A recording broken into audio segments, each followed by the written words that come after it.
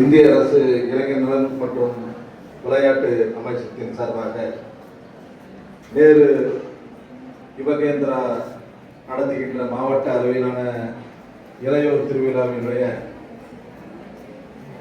துவக்க விழாவிற்கு வரவேற்புரையாற்றி அமர்ந்திருக்கின்ற மாவட்ட இளையோர் அலுவலர் மரியாதைக்குரிய திருமதி கீர்த்தனா அவர்களே, சிறப்புரையாற்றுவதற்காக வந்திருந்து தனது குரல் பாதிக்கப்பட்டதின் காரணமாக பேசாமல் அமர்ந்திருந்தாலும் இங்கே வாழ்த்துறை வழங்கிய குருதி மைய மருத்துவர் மரியாதைக்குரிய மருத்துவர் வி சத்யா அவர்களே, இறுதியாக நன்றி உரையாற்ற இருக்கின்ற நேரு யுவகேந்திரா ஏபிஏ தமிழரசர் அவர்களே, நிகழ்ச்சியில் கலந்து கொண்டிருக்கின்ற ஆசிரியர் மாதவன் எனது நண்பர் அவர்களே, இந்த நிகழ்ச்சியிலே கலந்து கொண்டிருக்கின்ற நிகழ்ச்சிக்கு நடுவர்களாக வந்திருந்து மேடையிலே அமர்ந்திருக்கின்ற அத்தனை நடுவர்களுக்கும், தனலட்சுமி கல்வி நிறுவனத்தை சார்ந்த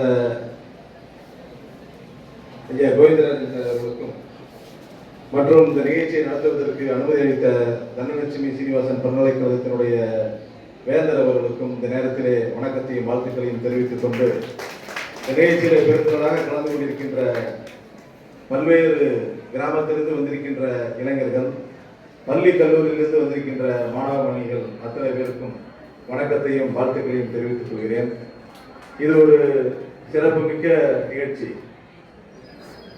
இந்திய அரசாங்கத்தின் மூலமாக ஒவ்வொரு ஆண்டிலும் இந்த இளையோர் திருவிழா என்ற ஒரு திருவிழாவை நடத்தி பல்வேறு போட்டிகளை இளைஞர்கள் மத்தியிலே நடத்தி அவர்களுக்கு ஒரு ஆக்கப்பூர்வமான ஒரு செயலை செய்து கொண்டிருக்கிற இந்த நேரு யுவகேந்திராவுக்கு எனது வாழ்த்துக்களை தெரிவித்துக் கொள்கிறேன்.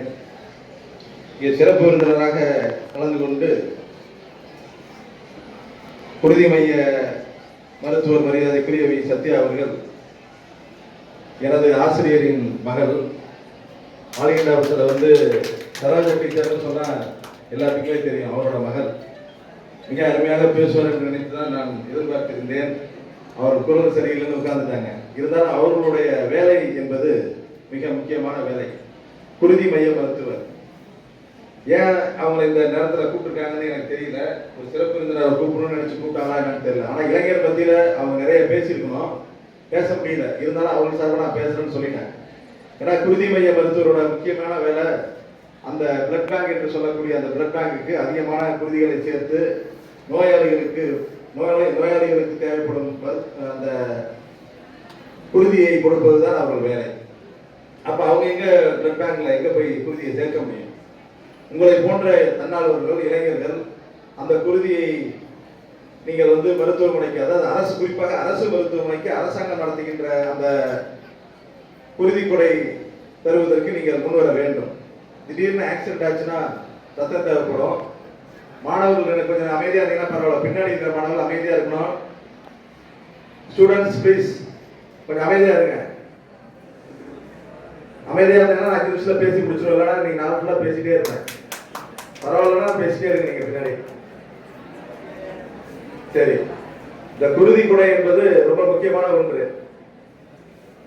45 வயசு, எனக்கு 45 வயசு இருக்க வரைக்கும் நான் தொடர்ந்து ஒவ்வொரு வருடமும் ஒரு மாதத்திற்கு ஒரு முறையோ அல்லது 2 முறையோ கொடுத்திருக்கிறேன்.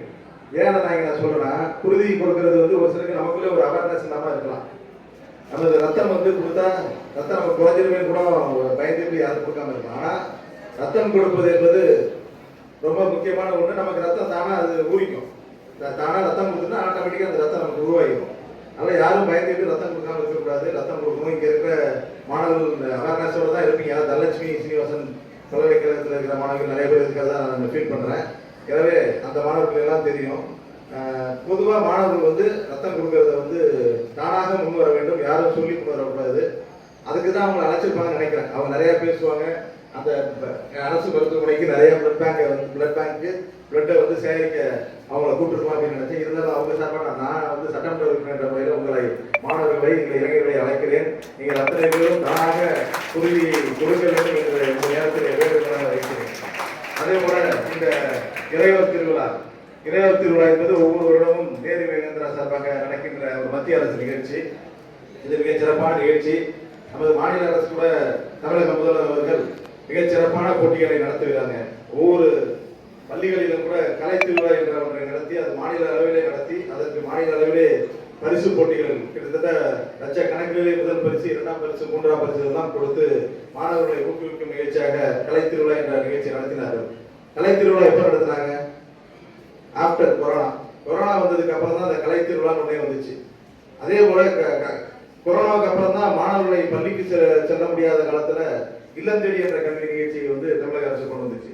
ஏன் அதெல்லாம் என்ன சொல்றேன்னா, நம்ம எல்லாம் வீட்டிலேயே வாங்கி கொண்டிருந்த காலம், வீட்டில இருந்து நம்ம வெளியில போகும்போது மாணவர்களுக்கு ஒரு புத்துணர்ச்சி ஏற்படுத்த வேண்டும் என்பதற்காக முன்னாடியே அவங்களுக்கு இல்லம் தேடி கல்வி என்ற நிகழ்ச்சியை நிறுவி அவர்களுக்கு பாடத்தை வந்து வீட்டிலே சொல்லிக் கொடுத்து அந்த மாணவர்களை தயார்படுத்தி பள்ளிக்கு அழைத்து வந்து அவர்களுக்கு வகுப்புகளை எடுத்து தொடர்ந்து இப்ப கிட்டத்தட்ட ஒரு 2 வருஷமா நம்ம தொடர்ந்து அதை மிக சிறப்பாக பண்ணிருக்கோம். அந்த மாதிரி மாணவர்களுக்கு ஒரு மனதளவில் பாதிக்கப்பட்டிருப்பாங்க, அவங்களுக்கு ஏதாவது ஒரு நிகழ்ச்சி நடத்தணும் அப்படின்றதுதான் கலை திருவிழா என்ற ஒரு திருவிழாவை தமிழக அரசு நடத்தி வருகிறது.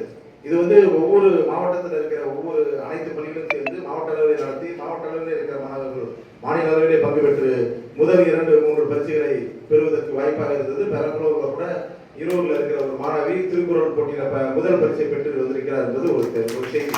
ஒரு 9ஆம் படிக்கிற மாணவி திருக்குறள் முதல் பரிசு வாங்கி வந்திருக்காங்க. ஏன் அதை நான் சொல்றேன்னா, இது போன்ற பெரம்பலூர்ல வந்து மிகச்சிறந்த ஒரு மாவட்டமாக திகழ்ந்து கொண்டிருக்கிறது. அந்த மாவட்டம் வந்து முதல் 2 இடங்களை முதல் பரிசு முதல் பிளஸ் 2ல வந்து 10th வந்து முதல் 2, 3 இடங்களை பெற்றிருந்தது. கடந்த வருஷத்துல பெற முடியல. அதற்கு காரணம் மாறி மாறி பள்ளி மாணவர்கள் போட்டி போட்டுக்கொண்டு படிக்கிறார்கள். அதுக்காக நம்ம மாணவர்கள் குறைந்தவர்கள் என்று நாம் சொல்லவில்லை. ஒவ்வொரு ஆண்டிலும் நீங்கள் அத்தனை மாணவர்களும் மிகச்சிறந்த மாணவர்களாக வர வேண்டும். அதே போல பிளஸ் 2ல வந்து முதல் 2, 3 இடங்களை பெற வேண்டும். கல்லூரியை பொறுத்தவரை அந்த டிஸ்டிங்ஷன் கோல்ட் மெடல் என்று சொல்லக்கூடிய அத்தனை மெடல்களையும் பெரம்பலூரில் இருக்கிற மாணவிகள் அத்தனை பேரும் பெற வேண்டும் என்று வாழ்த்துக்களை தெரிவித்துக் கொண்டு இந்த கலை திருவிழா போட்டியை கலந்து அத்தனை மாணவர்களுக்கும் எனக்கு வாழ்த்துக்களை தெரிவித்துக் கொள்கிறேன். நிறைய சயின்ஸ் எக்ஸிபிஷன் இன்னும் நிறைய போட்டிகளை நடத்துறாங்க. எனவே இந்த நேரு யுகந்தராவுக்கு எனது வாழ்த்துக்களை தெரிவித்துக் கொண்டு நடுவர்களாக வந்திருக்கிறவர்கள் நீங்கள் நல்ல தீர்ப்பை வழங்கி மாணவர்களுக்கு பரிசுகளை அளிக்க வேண்டும். அதே போல இந்த போட்டியை இன்னும் அதிக அளவிலே கிராமங்களுக்கு எடுத்து சென்று கிராமத்து மாணவர்களை அதிக அளவிலே கொண்டு வந்து இந்த நிகழ்ச்சியை நடத்த வேண்டும் என்று இந்த வேண்டுகோளாக வைத்து வாய்ப்பிற்கு நன்றி தெரிவித்துக் கொள்கிறேன். நன்றி, வணக்கம்.